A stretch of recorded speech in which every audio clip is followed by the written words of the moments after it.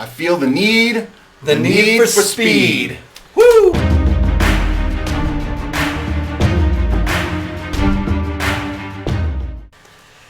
Hey everybody, we are the two guys from nowhere. Welcome back to the Ritual Chamber. I am Josh, this is Jeff, and today we're going to be giving our opinions on Top Gun Maverick. So Jeff, Why don't you start us off with the synopsis of this fantastic movie? Fantastic. 30 years after graduating from the elite naval fighting school Top Gun, Pete Mitchell, call sign Maverick, has remained unpromoted in the Navy in an effort to stay in the air and by testing advanced flight tech. When he is ordered back to Top Gun to be an instructor for past Top Gun graduates for a secret mission.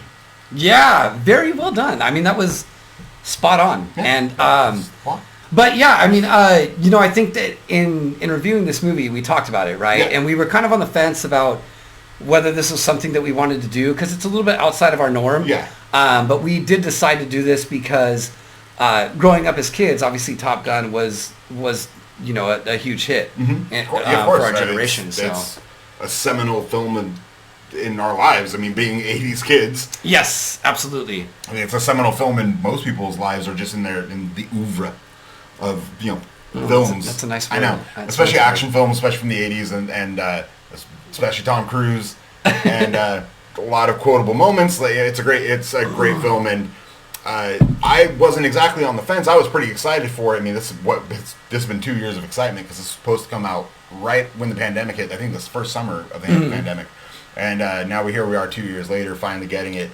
I was a little bit worried at first because of the delays. No, not because of the delays. I'm not like you. I don't think delays mean bad movie. I don't think that's such an equal equivalent always. Yeah. It's Black Widow. Anyway, so Top Gun, right? So I went to see this button movie. being pushed. I was on the fence. Like you told me this movie was good. I'd heard from a coworker of mine that this movie was good as well. But I was on the fence to really go see it, to actually review it. I just was thinking maybe I'm just gonna go see it. Yeah. Again, the nostalgia factor of it. I loved Top Gun as a kid. Probably watched it more times than I can count. As an adult, I probably have not seen it since those times and cannot really recollect much of what happened that I viewed as a kid. But this movie was fantastic. I mean, this was incredible. Really enjoyable. I mean, that's actually the funny thing about it. My worries weren't so much I was going to see it no matter what. Whether we reviewed it or not was kind of sort of depending on schedules and stuff. My fear was that it was just going to be Top Gun again. The funny Part thing two? is, just just literally the exact same movie again. Yeah. And the weird thing is, that's exactly what it was. But it was incredible. It's so weird that my fear was that it was going to be the exact same movie again, and then it was, and I was actually thankful that it was. Yeah. And not so much that it's just every story beat from Top Gun is in this movie. It's Absolutely. in the exact same order, which is fine. That's great. It's actually easy way to not be let down because it's just literally the exact same story beats throughout the entire film, and that it ends up working to its favor. I mean, even starting out, let's get into it. The movie starts out with Maverick test flying a high-speed stealth jet. F-24, No, that's not. It wasn't an F-18. It was a high-speed stealth jet. Okay. It was not an F-24. It was F something. No, but codename Dark Star, and in typical Maverick form, this project's being shut down, and an admiral is coming in to shut it down, and he just says, we're going to run this test today and get to our mission statement that we were planning on, basically get to our thesis or our goal here. So that they can continue the funding for the project. Yeah, so they can continue the funding before the admiral gets there, and just like in the beginning of Top Gun, kind of does a flyby, and is, just showing that he's a little bit rogue. Yeah. He's a Maverick, obviously. Yeah. Not just a clever Yeah, name. it wasn't just a clever name. Ends up actually breaking, was it 10 Gs? 10 Gs, yes. And it blows up a plane. Yes. But it blows it up because, Tom Cruise just loves blowing stuff up and doing dangerous stuff. I don't know. And it was interesting because one thing that I really thought was unnecessary in this movie, coming into the intro of it, it was Ed Harris being cast at all. To have such a short, limited role in this. He's there for that one scene. That scene where Tom Cruise is taken off from the airbase and Ed Harris is sitting there, and obviously the G is coming off the jet, just like rock that whole hut, and he's just standing there in place. And I mean, just what a great way to start this movie off. Like, and it was funny. So fun out the gate. It's funny after I saw a little featurette or something, and then the is the guard post, the roof lifting off was a mistake. Oh, really? It wasn't meant to do that. Oh, no shit. But the director was like, "No, that's what it would do. That's pretty perfect." And I think that's what, like, initially just getting into this movie, like seeing that, it was so cool. And one thing that I really liked about the beginning of this movie was this idea of, kind of replacing these fighter pilots, right? Like, you're going to be replaced. Oh yeah, because they're talking about, he's the drone ranger. Yeah, he has a whole program with drones. Yeah, exactly. And kind of just seeing this like will to still want to like something that you've committed your life to and something that you love, that you're still willing to do it. And like he went out there to make that risk, and really not relevant to the story later in this movie. I mean, to a degree. I think what the relevancy is that it's about how Maverick has chosen to remain unpromoted, like remain in his rank, which is actually funny because in real life you can't do that. If you stay in your rank for too long a period of time, they basically just discharge you because you're not advancing and you're not doing something. I only know that from a couple friends I have in the Navy.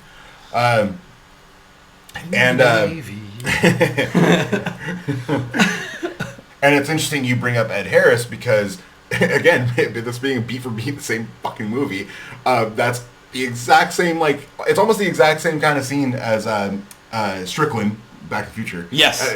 Basically reading him the riot act at the beginning of Top Gun 1. Yeah. And sending him off to Top Gun. And he does the exact same thing. He goes, we're sending you off to Top Gun. And, he's apparently... So apparently it is established that after Top Gun, he did try to be an instructor there, but washed out because he just couldn't teach. And the old adage, those who can't do, teach. Well, he can do. Yeah. If there's one thing Maverick can do, he can fly some planes. Yeah. Not exactly teach, but he's at the end of his rope in his career because he's basically had a benefactor throughout his entire career, watching his back and helping him out, and kind of that's the only reason he hasn't been kicked out. Yeah, that's the only reason he hasn't been kicked out from the Navy is because Val Kilmer, Iceman, has been basically having his back and protecting him. Yeah, and I think that works really well in this because obviously you have this idea that Tom Cruise is, wants to stay in this position. Like that's his thing. Well, because he just wants to fly. He just wants to fly. And the fact of the matter is, it pays off the ending of Top Gun 1 by you can be my wingman anytime. Yeah. And him being his wingman basically, but just sort of throughout his career and helping him out. Exactly. Because otherwise he'd be down on a desk or he'd be in the Pentagon or doing something that isn't flying. And that's what Maverick doesn't want to do. Yeah. So anyway, he goes back to Top Gun. No one wants him there. No one does, especially John Hamm. Call sign great Cyclone. Actor. Call sign Cyclone. Cyclone, yeah. And because he's sort of viewed as he's viewed as a washout, a fuck up. He's not, even though everybody kind of recognizes the fact that he is pretty much the best pilot the Navy's ever seen. At the same time, he's a fuck up. But yeah, so they don't want him there, but they, he's being protected, and this is his last shot. Like, it's basically like, if he fucks up here, he's out. They're going to discharge him. Would you say he would be in the danger zone at that point? He is in the danger zone. All right. Sad we only heard that song once in this movie. I know. And the original, you hear it like 4 or 5 times. And the reason he's here, as I said in the synopsis, in an unnamed rogue country. Which I love. It's Russia. It's okay to take nationalism out of it's things. Okay. It's fine. fine. I mean, I think even in the first one, they don't never really specify. I don't think they specify either. They are storing nuclear toxic materials in an underground bunker. Uranium?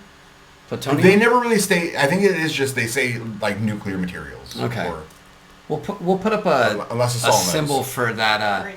That never mind. He was right. It was uranium. Circle gets a square. Okay. Such an old-fashioned reference, and no one is going to get that, but it's fine.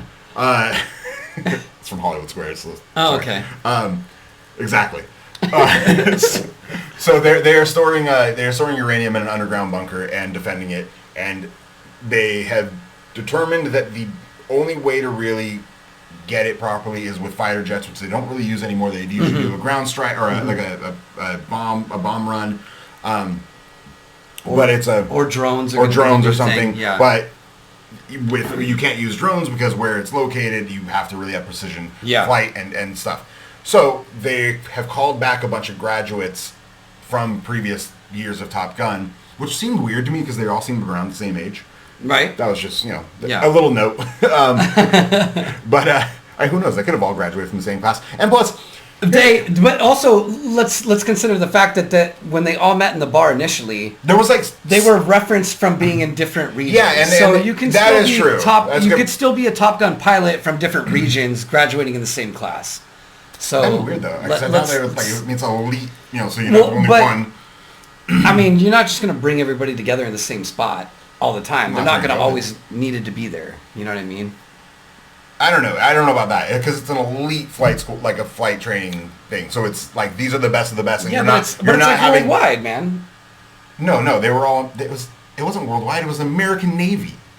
Well, I know, but American Navy doesn't just operate in America. Yeah, I know, but again, if you're doing something for the best of the best, you're not doing you're not doing a separate Top Gun over in Afghanistan or like You would do it wherever it was needed, and you would have somebody there that can train somebody there wherever it was needed. It doesn't have to be specific. It's an elite flight.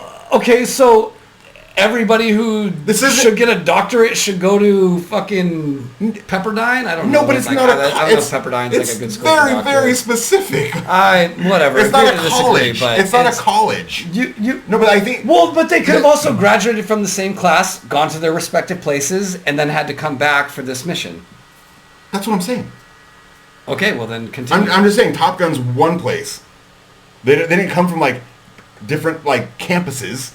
What do you think? Someone's doing online Top Gun class? No, absolutely not. But they're on Xbox Flight Simulator. Yeah. The G's like. Anyways, no, whatever. That's beside the point. Sorry.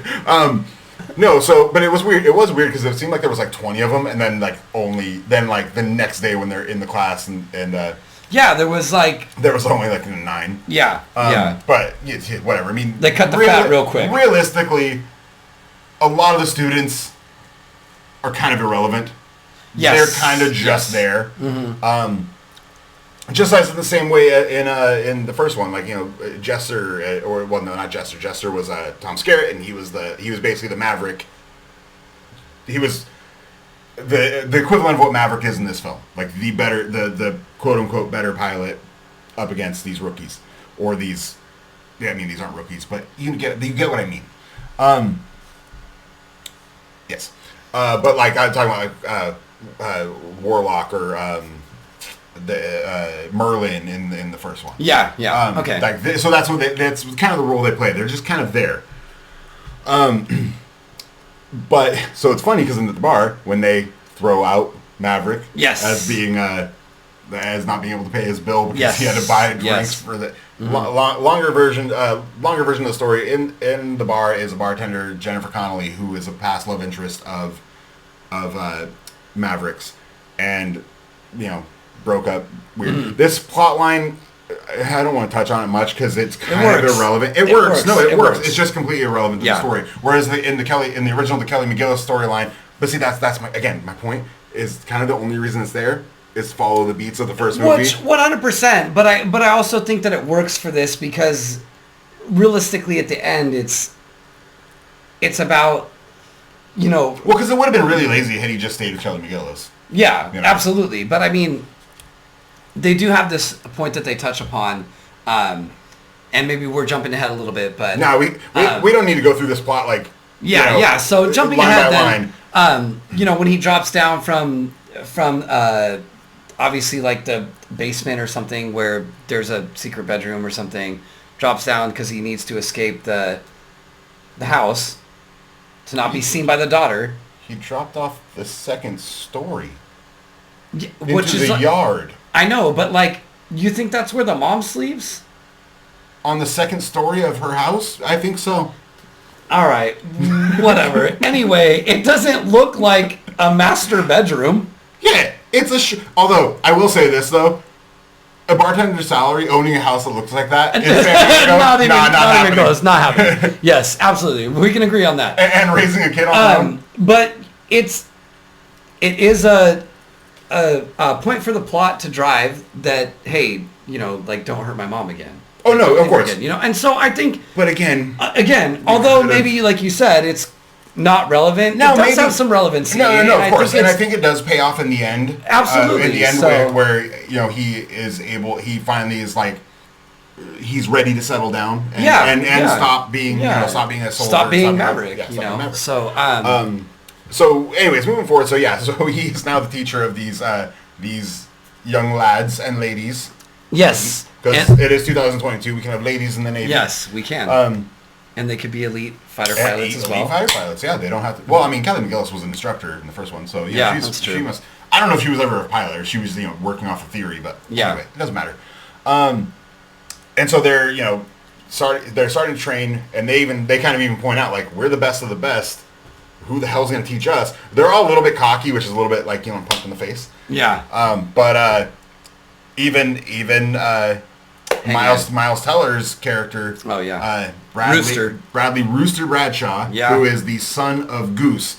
If you didn't know that already, he was in the second trailer, so no spoilers there.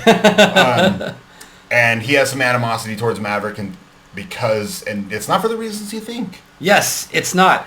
And I thought that was kind of interesting how they played that off, because I mean, when you get to the conclusion of like Top Gun, like that's what you go into war for, right? Like you never know the outcome of it, yeah. Right? So you're always sticking by the person that's like closest to you.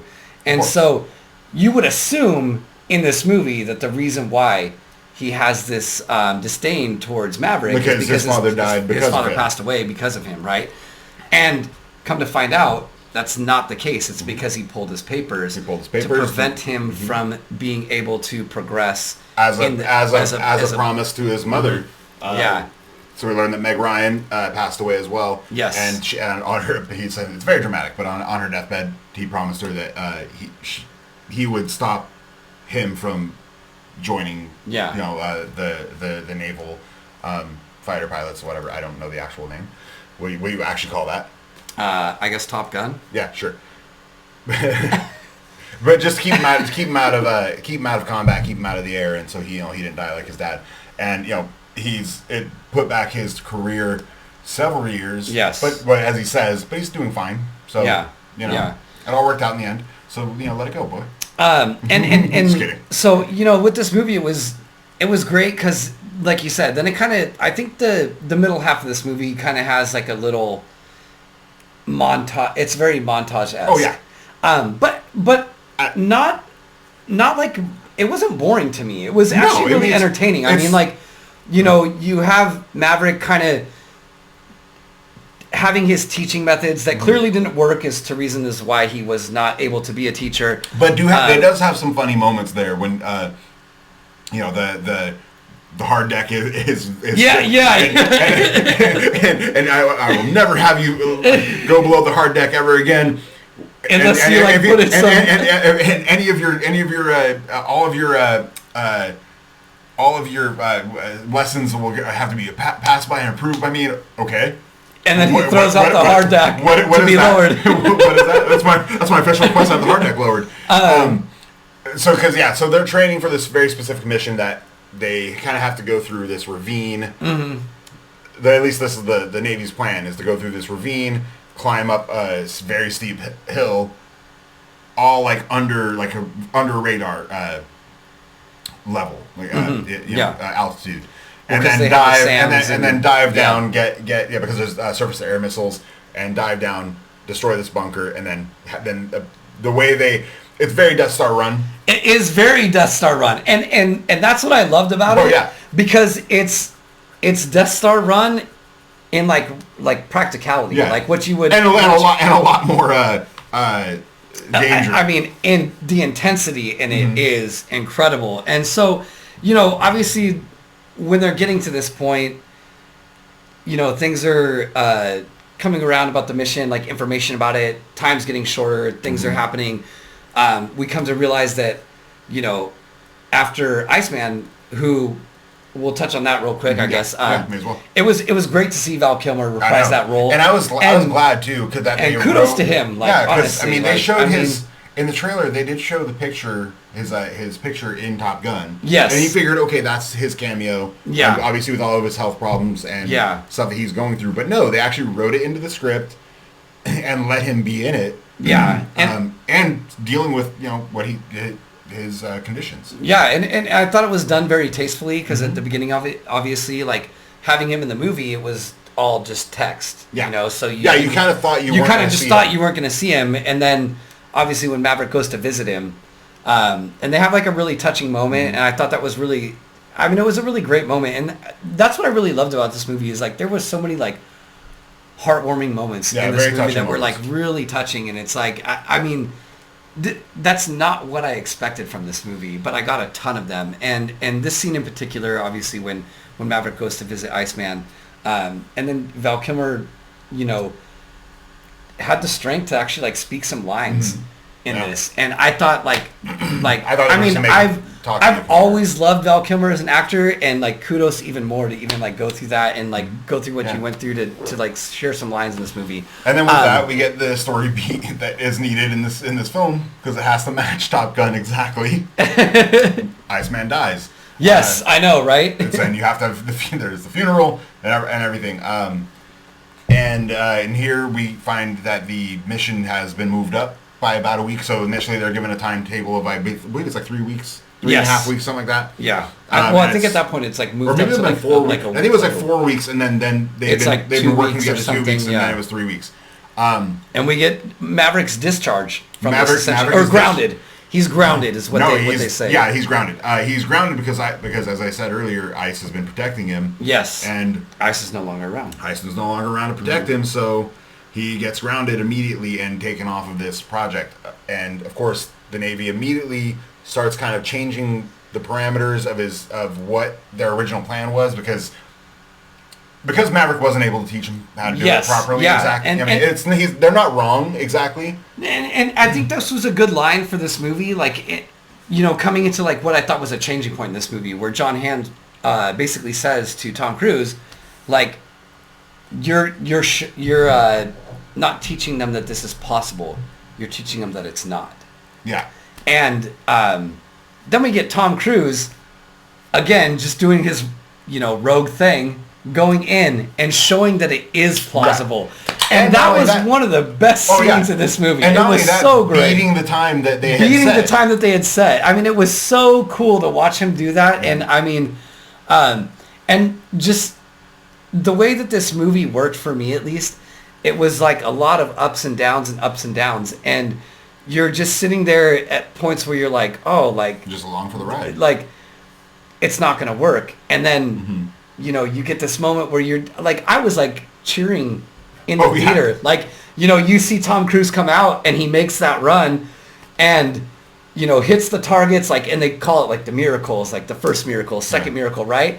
And you see him do this and you're just like, oh yeah. And then, I mean, it was just so fun. This movie was so fun. It's funny. It's funny you say that too, because you're watching as they keep discussing the plan. And which was how essentially it's like a impossible. Yeah, I mean, at that point, at 4 minutes, they were all done. Yeah, so how impossible it could be to do that, like, you're like, okay, someone, like, Bob's gonna die. Or, like, we haven't really touched on a lot of the characters, so I might throw out some names that I haven't mentioned, because it doesn't matter. They're kind of just there for play. They're just other people saying dialogue. Yeah. That's all. So that it wasn't just, Maverick talking to John Hamm, and then Iceman got 2 lines, and then Jennifer Connelly got a couple lines. Like, there had to be other people talking. So like, but yeah, you're like thinking like Bob's gonna die, Phoenix is gonna die, or like or any other pilots, and so then the mission gets moved up, and because Maverick was able to do the Death Star run. Yeah. In the time, they actually choose him to lead instead of choosing the leaders, because initially he wasn't supposed to take the mission. He wasn't supposed to fly it. He was just supposed to pick who was going to do it. And it's he initially doesn't want to have Rooster go. He really wants Rooster to stay out of it because he just doesn't want him to die, obviously. And through conversation they actually work it out. He never tells him the story about like about his mom. And because he wanted to be the father figure that Rooster had lost clearly, and he mentions that. Well, and he says he doesn't want to. He already lost his parents. I don't want to tarnish his opinion of his mom. Exactly, and I mean, like, and no, you're right, and I mean that's what this movie did so well is it wasn't very heavy on like character development, but like it had just enough, like the dialogue was just good enough to make you really care about all the characters. Well, so again, like I said, the other pilots mostly were placeholders. You didn't need character development. They were very caricature-ish. Yeah, but like even Bob, like when they're going through that, I'm like, man, I don't want to see Bob die. Like I don't want to see Phoenix die. Exactly. Like, you care about these still cared about them, but they were very caricature. So even though they were kind of just placeholders, like I really felt like they did a good job at developing this team, and you cared about everybody in the team. Definitely. And I thought that was very important for the success of this movie. Except for Hangman. You did not care about Hangman. Until... Yes, okay. So, of course, now they go on the mission. So, yeah, we've seen Top Gun, so they're on an aircraft carrier. Planes take off. Woo! Mission goes according to plan, but, nail-biting all the way. And so Maverick chooses Phoenix as his wingman, and then has Rooster take up the second with Fanboy as his wingman, because they have to do it in pairs. The mission is they have to go up this thing, make an entry point. Yes, make an entry point, and then fire a missile in. Again, very Death Star. Very Death Star. Only needed 2 to do it because there was an exhaust port. Yes. Although there is a vent. So it's so funny. I didn't even think about it. I literally thought about it when I mentioned it earlier. Like that was the first time I'd really thought about it. Like it's totally Death Star. Oh no, it was. I mean, that when we were watching the movie, that was like the first thing that I mentioned. I was like, oh, this is like the Death Star mission. Like you're navigating through these channels, and I mean, like, I don't know why it literally hit my brain. Crazy earlier. Like pilotry. I don't know if that's a word, but like, sure, we'll go with it. But you know, like they're having to navigate through these difficult situations to really hit a target that they call in this movie a miracle, and there's multiple of them. I mean, this is a miracle. They just got to pull off a couple miracles. There's miracle 1 and 2. There's 3. Oh yeah, because getting out of there too, right? Because getting out of there it's a very steep incline. The coffin. They call it the coffin. And the funny thing is that Fanboy, he's the one who blacked out doing it the first time, and they pull. So mission goes according to plan. Of course it does, because why would you end a movie that way? Yeah. They messed up. But, this isn't Rogue One. Exactly. This isn't Rogue One. It doesn't lead to something more important. So mission goes according to plan. But a couple fighter jets that were out patrolling get them. And these kids aren't exactly used to dogfights anymore. That's not really a thing. Yeah, absolutely. Dog fought. And isn't it crazy, though, to, like, just a sidebar on this, isn't it kind of crazy to think that like air fighters now are not. That's not what their mission is accustomed to. Yeah, it's not accustomed to dogfighting. They're just kind of patrolling. They're just and so it's wild to think about this. Like when they talk in this movie and they talk about like kills, like confirmed kills that they have in the air, right? Like their numbers are like 8 and 5. Yeah, exactly, right? But like if you think going to like back in like World Wars, they were probably the count was much heavier. Yeah. I mean, you know what I mean? Like it was a common thing, you know. So it's wild to just see the progression of that, you know. So they get in a couple dogfights. Maverick gets shot down. Yes. And even though they're ordered, they're basically assumed KIA. They're ordered back. Rooster does what he thinks his father would have done and goes after him. Mm-hmm. And he too gets shot down by one of the surface-to-air missiles. And so now this is like fun on the ground. Yes, yeah. And you know what the thing is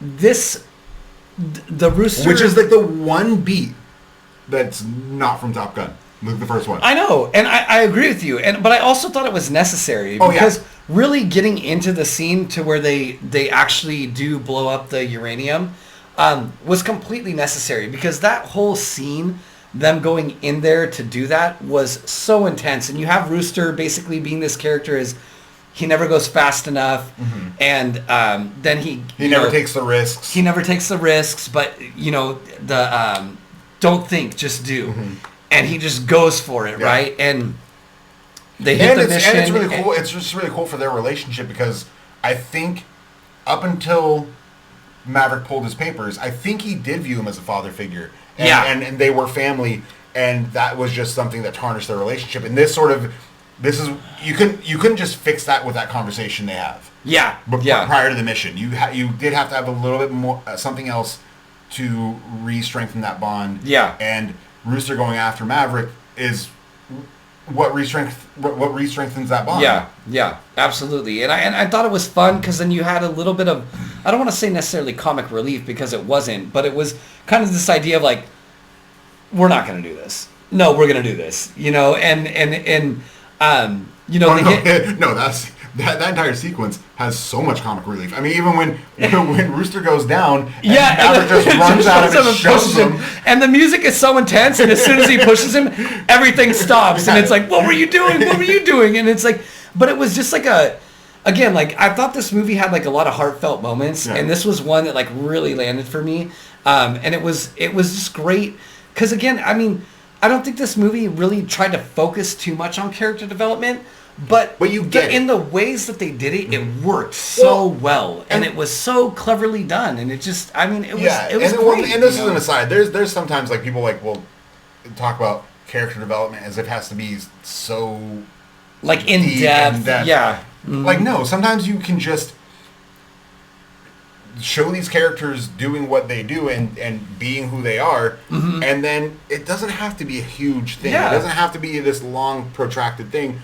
Or like everybody gets a little bit of a story moment. Like you didn't need to have like a Phoenix talking about her dad leaving her or something like that. Yeah, that doesn't happen in the movie. That was a first thing that popped in my brain, like a trite movie, backstory. Like you didn't need something like that. You didn't need to like Bob being like afraid or like or like I don't know. It's just.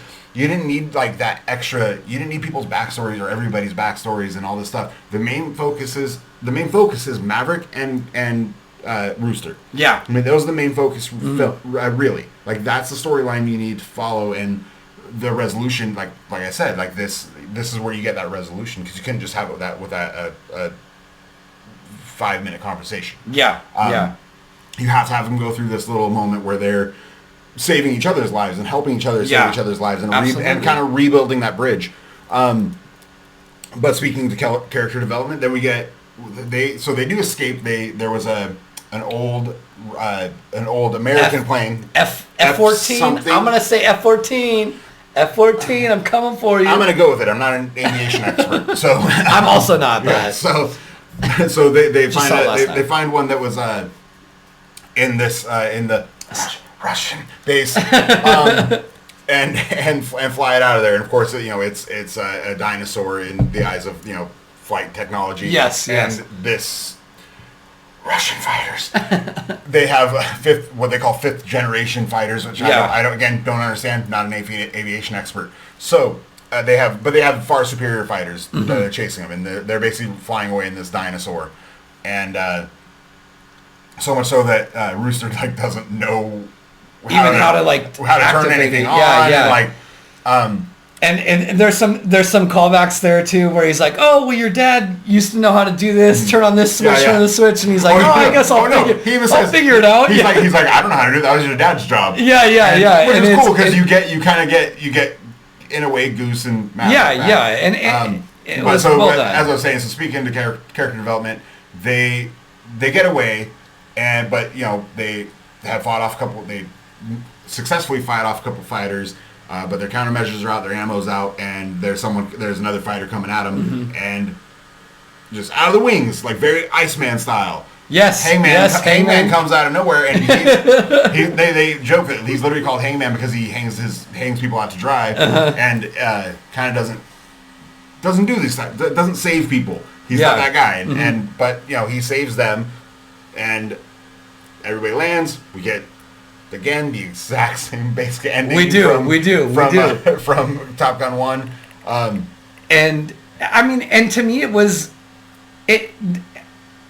it's so funny to watch it play out that way because I really felt in this movie it wasn't going to play out that way. I was fully expecting Maverick to die. I was as well. And it didn't happen that way, and I was happy that it didn't. No. It's nice to see when movies just kind of allow these things to happen where, like, the hero does survive. Yeah. And I thought it served very well in this movie. And it was a really good moment. And then, obviously, like you said, they get back onto the freighter and, everyone's celebrating the success of the mission. And then no one died. No one died. Mission went off, exactly. Went off. No one died. And this, super, death mission, and even to the point where that's kind of a big point is that Maverick throughout the film is he in his mind he's not teaching them just to perform the mission. He wants them to get home. And that was one thing that they drove home a lot in this, and I love that. Whereas John Hamm sort of like was kind of like, hey, we'll take it from. Can you do the thing that we need to do? Yeah. After that. And that was Bob's your uncle. Yeah, and that was kind of I thought which was interesting about this is that. Tom Cruise's character, when he does decide to make that decision to show that it can be done, is not based on the fact that the mission can be done. It's showing that people can do the mission and also come back. And, so going into that, this movie had so much fucking intensity in it. Like, I was literally on my seat. Palms were sweating the entire time because the flight scenes in this and just the action in it was fucking incredible. Oh, yeah. Like, when they hit that point, and obviously I think it's not Bob, but Fanboy's person that can't necessarily find the hole initially. So you don't know if they're going to even complete the mission. Mm-hmm. Oh, yeah, his laser targeting. His laser targeting's off. Then they get out of there, and you realize, you're sitting there when they hit it, and you're like, oh, yeah, that's going to be the end of it. Nope. They come out. They have to deal with the SAMs, and that whole situation is crazy. Then they got people following. This was just like a knuckle, red knuckles, the entire, or white knuckles the entire way. Sorry. Kind of, you get them so white they turn red. Kind of a weird flaw in their plan, too, though. It's like, okay, you have to go up this thing, stay under radar, do an inverted flip down into this valley or this crevice or whatever to hit the thing, climb back up again, and then their plan is to then just rocket up and just hope the missiles don't hit them. Yeah, and rocket up after hitting 6-7 Gs. And then, just hope the missiles don't hit them. If you think about it, when they're coming out of that crevice, though, it's 10 Gs. They're hitting 10 Gs. Well, they do end up hitting 10 Gs. Yeah. But it's they could then just, and then cool out. Just stay a little bit below the radar. Just saying. Just unnecessary flaw in the plan. For sure. But, this movie for me was just, I fucking loved it. I mean, well, on that note, let's get into our monkeys. All right, so monkeys. I'm gonna go ahead. I'm gonna start this off. Go for it. This is a 12 out of 12. Okay. Like, hands down, this is the best movie I've seen this year, without a doubt. And nothing will even compare to how good this movie was. And it's not necessarily that I went in with low expectations, because I don't think that was...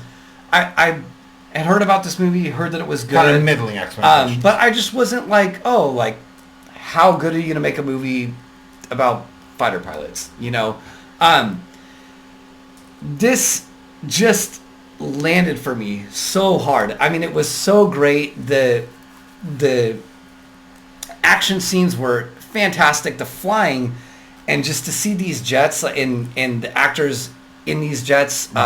It's my understanding that they were trained to actually fly these jets. Well, not fly. They were trained to withstand the G's. Okay, so they weren't actually flying them, but they were withstanding the G's.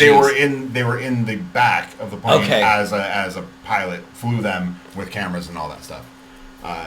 But I mean, it was just incredible, and I didn't think that this movie was going to be as good as it was, but this movie hit everything that you needed it to do. It had some really good action scenes, had some good comic relief, really good character development that was just subtle. It didn't need you didn't need to draw too much into it, but everything landed. Not trying to be clever there, but everything landed in this movie for me. Yeah. And again, I'm gonna say that for me, this is the best movie I've seen this year, hands down. Tom Cruise has always been one of my favorite actors, and again, he still doesn't disappoint. He's just that good every time, and this was a fantastic movie. I really enjoyed it. I'm an 11 out of 12. It loses a point for only playing Danger Zone once. That's where you Danger Zone. I don't give a shit. I love you, Kenny Loggins. You only play Danger Zone once in this movie. That's 1 point down. Anyway, no, I'm going to stick with an 11 out of 12. I loved it. I think I agree with everything you said. The character development, while middling, was good. It was subtle. You didn't have to have a little bit extra. I think the love story undercurrent was pointless up until the end. There, it does get paid off at the end, like I said, because kind of shows that they do kind of end up staying together and showing that Maverick was ready to settle down and stuff like that. So that's fine.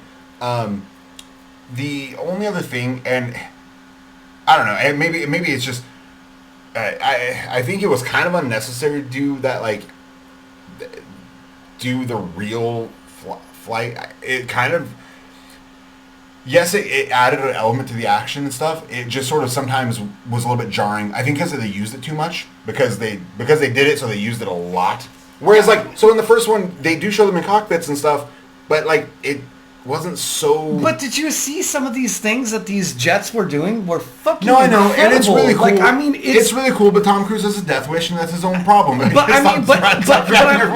know, but I'm just saying, here's what I'm saying, though. Some of the most intense scenes in this movie were just watching those jets go through these situations. One particular one that stood out to me was when they think they're out of there, Miles Teller and Tom Cruise, right? They're almost out of there, and they realize that the other jet's actually on their nose, right? Yeah. And then he does that weird turn, and they're like, "What the fuck is that?" That is fucking incredible to see. I think you're missing the point of what I'm saying. It's more about the. I don't want to do the jerky head motions, but I think that's the part that, again, I just think Tom Cruise is a death wish. Okay. And hence why he always wants to do his own stunts and make things a little bit too extra. That doing too much of the in-cockpit type of, we're doing a lot of G's, so... it just got a little much. I think they overused that a lot. Okay, I can see get that, yeah. I get why they did it. I'm not saying that there are great moments of not only flying, but humor in the flying, and then great shots of jets and stuff like that. That's all awesome. I think they just overutilized the. Okay, I could see that. That it was just a little overutilized. But other than that, 11 out of 12. I loved it. It was. I knew going in that I was excited for it, but I knew going in that it was either going to be bad or be the exact same movie. What I didn't expect was going to be the exact same movie, and I still fucking loved it. And you know what? Likewise, Yeah. I feel the same with you on that because before we wrap this up, I do have to correct you on one little thing. We did watch Top Gun recently while editing. We had it on in the background. Oh shit, we did. Sorry. Just had to correct you on that real quick. All right. Well, with that being said, we hope you all enjoyed this episode. Please make sure to like, subscribe, comment. Let us know how many G's you have hit in your lifetime. And other than that, we hope you have a great night.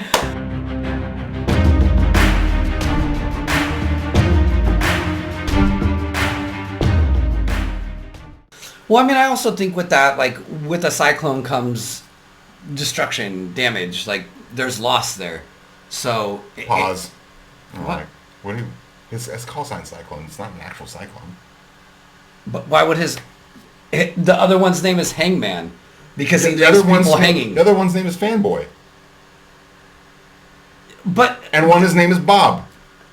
I know, but... If I'm gonna say, if I have a fucking reason for it, I'll keep going. Okay. All right, go ahead.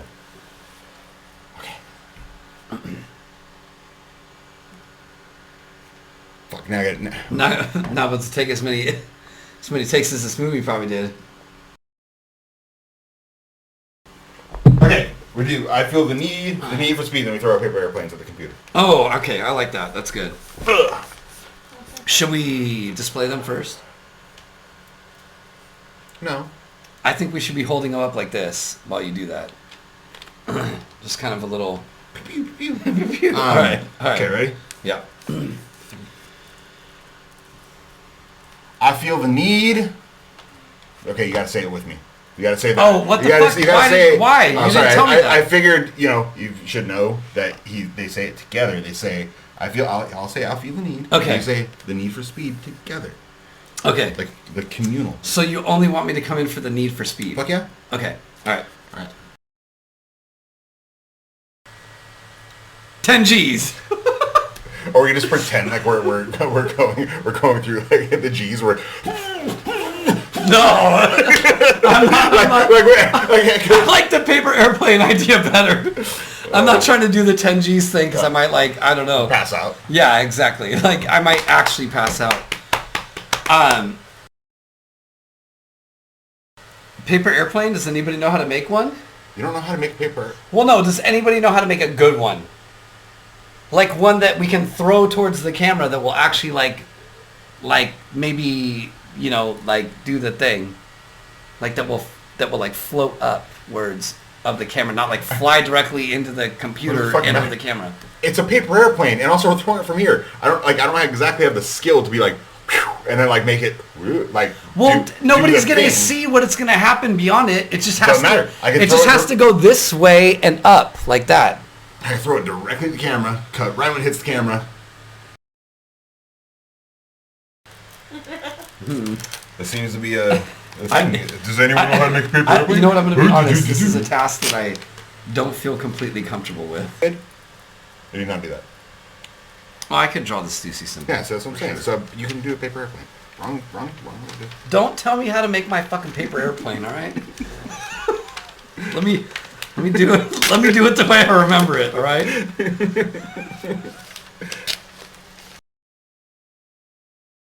We can't do it again. I don't think. What are you trying to say? Was it because I went whoo? We're a little gay. That's if people haven't and also we're talking about Top Gun, the sequel to one of the gayest films of all time. Yes, and if like Brokeback Mountain isn't as gay. Discovered that by now. Hey everybody, welcome back. I am Josh. Sorry, I didn't intend to do it synchronized, but that was great. Well, you could do that. Yeah, I mean, it's. I forgot. All right.